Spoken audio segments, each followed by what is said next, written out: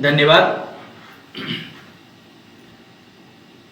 हम लोग पिछले इस सप्ताह में हम लोग सर्वतोभाव के बारे में बातचीत कर रहे थे। पहले हमने देखा कि सर्वतोभाव जो है एक पर्यावरण के रूप में है, एक आवरण के रूप में है जो हमारी रक्षा करता है, जो हमारी चेतनाओं को जागृत करता है।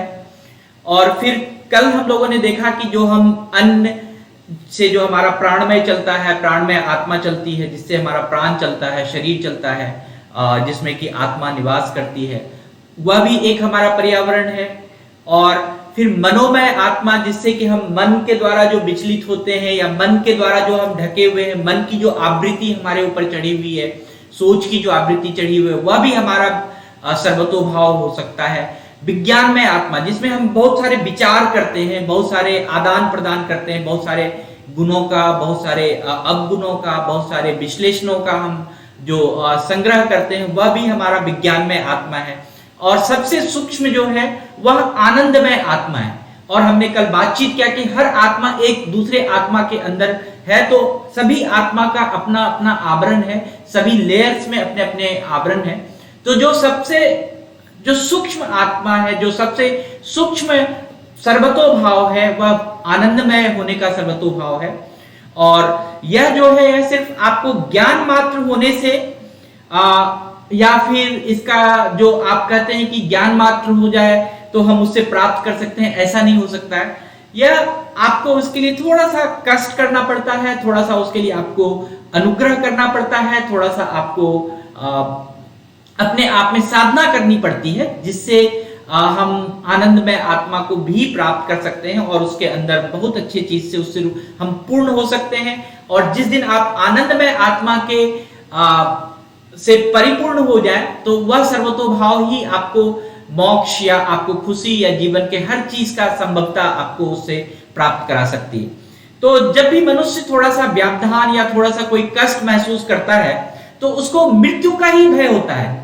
और जब तक हमें ये जो मृत्यु का भय है कि हमारा क्या होगा, हमारा ये खत्म हो जाएगा, हमारा वो खत्म हो जाएगा, हम ये नहीं करेंगे तो कुछ और हो जाएगा, हमें किसी ने ये बात कह दिया तो मेरा ये हो गया, तो ये जो एक भाव हमारे मन में चलता है, इस भाव के भय से अगर हम सोचेंगे कि ये जो चलता रहेगा और यही हमारे जीवन में चलता रहेगा और हम सोचेंगे कि सर्वतोभाव हमें प्राप्त हो जाएगा, आनंदमय हम हो जाएंगे, ऐसा नहीं है।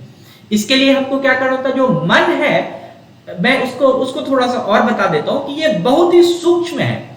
और यह जो व्यावृत्त है, व्यावृत्त का मतलब होता है कि ये सीमित शक्ति संपन्न होकर भी सब जगह जाता है, मतलब देखन में छोटन लगे घाव करे गंभीर। ये जो मन है तो बहुत सूक्ष्म, बहुत छोटा, लेकिन यह क्या करता है, अपने जो ज्ञान इंद्रियां हैं, कर्मेंद्रियां हैं, जो आंख है, नाक है, कान है, उन सब के द्वारा ये विचरण करता है, आपके वाणी से, आपके कर्मों से ये विचरण करता है और यह हमेशा भटकता रहता है, जहां जाने का मन है वहां चला जाता है। तो इसीलिए क्या होता है कि हम अपने जीवन में जो परम तत्व की जो बात है उसको प्राप्त करने की जो सामर्थ्यता है, उसके प्राप्त करने की जो शक्ति है, वह हमें नहीं हो पाती। तो इसीलिए जो बुद्धिमान मनुष्य है उसको एक चीज हमेशा ध्यान में रखना चाहिए, वह अपने आप को मैं सब उपाधि से मुक्त करता हूं, मैं कौन हूं, क्या हूं, अगर आप इससे मुक्त हो जाइए, मैं सबसे मुक्त हो जाइए, तो इस प्रकार का जिस दिन आप चिंतन करना शुरू कर दीजिए तो उस दिन से समझिए कि आपको सर्वतोभाव का तत्व आप जानना करना शुरू कर देंगे कि मैं कौन हूं। इसको अगर थोड़ा सा भूलेंगे तो सर्वतोभाव के जो बारे में हम लोग 2 दिन 3 दिन से चर्चा कर रहे हैं, इसको आप आत्मसात करने की शुरू करेंगे और वही ब्रह्म तत्व प्राप्त करने का एक रास्ता है। तो जो ये परमेश्वर है, जिसकी शक्ति से हमने देखा कि पूरा पर्यावरण चलता है, पूरा हमारा आसपास चलता है, सारा वातावरण चलता है, उनके नाना रूप हैं। जो हमारे आसपास जितने भी चीज है वो हर रूप में विराजमान है, हर चीज के भीतर परमात्मा, हर जीवात्मा के अंदर परमात्मा है। तो अगर हम यह स्वरूप, अगर उनके अलग अलग स्वरूप को सर्वतोभाव के रूप में अगर आभास कर सकें, हर चीज में अगर हम परमात्मा को आभास कर सकें, तो ये बहुत ही बड़ी साधना है, बहुत बड़ा हमारे मानव जीवन का बहुत बड़ा लक्ष्य है। तो इस लक्ष्य में वेद में इसके बारे में बहुत चीज वर्णन किया गया है और इसको बड़े बड़े महापुरुष जो है वो उसको बड़े आराम से जानते हैं। और उन इन सारी दिव्य शक्तियों का उन्होंने बहुत दर्शन किया है।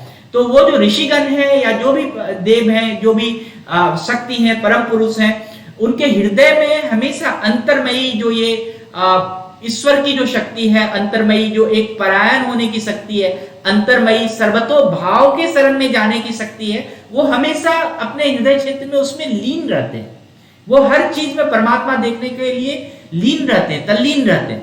तो उनका जो अगर देखा जाए तो वो हमेशा सर्वदा के लिए अपने जीवन मरण क्या होगा नहीं होगा हमारे लाइफ में, इन सब से मुक्त हो जाते हैं, इन सारे पास, इन सारे बंधनों से वो मुक्त रहते हैं। तो सर्वतो भाव जो है, इसमें एक शब्द आया है उपवेशन। उपवेशन शब्द का महत्व है कि निकट बैठना।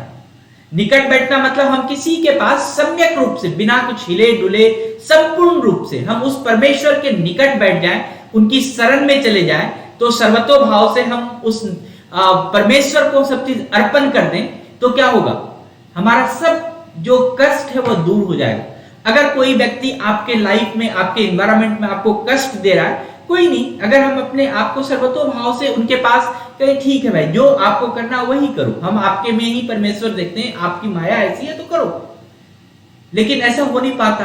तो इसके लिए स्वामी दयानंद जी ने कहा है, और बहुत सारे लोगों ने कहा कि एक बहुत ही ब्रह्म के अनुसार, मतलब जो आपके ईश्वर है उसके अनुसार, जो आपका परमात्मा है, जिसको आप सोचते हैं कि जो सर्वशक्तिमान है, उसकी आज्ञा से अगर आप उपविष्ट हो जाए, उपविष्ट का मतलब होता है स्थिर हो जाए, और स्थिर होके जितने भी दुष्ट कर्म है, जितने भी पाप कर्म है, अगर उसको त्याग दें,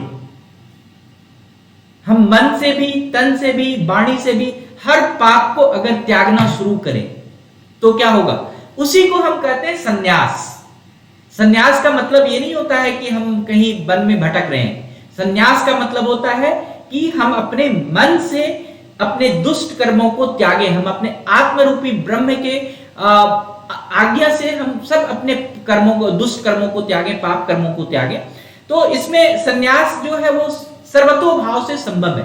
अगर आप सर्वतो भाव की स्थिति में रहेंगे तो संन्यास भी संभव है। और इससे क्या होगा, जब आप ऐसी स्थिति में जाएंगे, तो हम यहां पर संन्यास आश्रम के बारे में नहीं बोल रहे, हम यहां पर एक संन्यास योग के बारे में बोल रहे हैं, जुड़ने के बारे में बोल रहे हैं कि आप जो है ऐसे भाव से जुड़िए जहां पर हम दुष्ट कर्म को त्याग सकते हैं, किसी के उससे त्याग सकते हैं। तो ये जो सर्वतो भाव का ज्ञान होना है वह आवश्यक है। और अगर हम संन्यास योग में एक भावना को निरंतर कर्म में लिप्त होकर कर सकते हैं, ऐसा नहीं है कि हमको इसके लिए जो है कि घर त्यागना है, जगह त्यागना है, आरण्य में वन में जाना है, ऐसा नहीं है। निज सदन में ही होकर आप एक भावना से संबंध बनाइए, एक ऐसी भावना से संबंध बनाइए जहां पर हमें पाप कर्मों से हमको त्यागना है। तो क्या होगा, उस समय ही आपको लगेगा कि हमारा जो लक्ष्य है वह मोक्ष की ओर जा रहा है। आप आनंद महसूस करना शुरू करेंगे। और फिर यह जो चीज है, चाहे वह आप कहीं भी बैठे रहे, चाहे वो घर में बैठे, चाहे वन में बैठे, चाहे कहीं भी बैठे, चाहे ऑफिस में बैठे, चाहे दफ्तर में बैठे, तो जब आपका ये ममत्व अभिमान जो है ना वह शून्य हो जाएगा। आप भोग विषय, जो जितने भी भोग विषय में भी अगर लिप्त है लेकिन ममत्व नहीं है, आपका जो एक दुष्ट मोह है या दुष्ट ज्ञान है या पाप की प्रवृत्ति है, वह अगर आपसे दूर हो जाए, तो आप अपने कर्म बंधनों में भी अच्छे से बंध सकते हैं, उसमें भी आपके कर्म के फल भी अच्छे हो सकते हैं। तो इससे सर्वतो भाव से सिर्फ आप मोक्ष का ही नहीं प्राप्त कर सकते हैं, इससे आप बहुत सारा चीज अपने जीवन को अलाइन कर सकते हैं। जो अलाइनमेंट अगर बिगड़ा हो तो वह कर सकते हैं। और अगर मैं सच कहूं तो ये सर्वतो भाव की अवस्था जो है ध्यान की अवस्था है।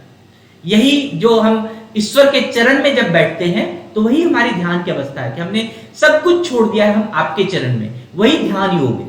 तो हम आज इतना ही कहेंगे और फिर आगे जो कल और परसों मैं बहुत ही अच्छे चीज को आपको सुनाऊंगा, जिससे आप इसको बहुत अच्छे से कोरिलेट कर पाएंगे सर्वतो भाव को। कल मैं आपको श्री कृष्ण और श्री राधा की जो परिपूर्णता है उसके बारे में बताऊंगा। फिर आने वाले समय में हो सकता है मैं गणेश जी का जो एक सर्वतो भाव रूप है उसकी आराधना से, सिर्फ शब्द मात्र से कैसे आप सर्वतो भाव को प्राप्त कर सकते हैं। तो ये बहुत सारे वेदों में, बहुत सारे उपनिषदों में इसका वर्णन है उसके बारे में हम लोग और चर्चा करेंगे। धन्यवाद सर।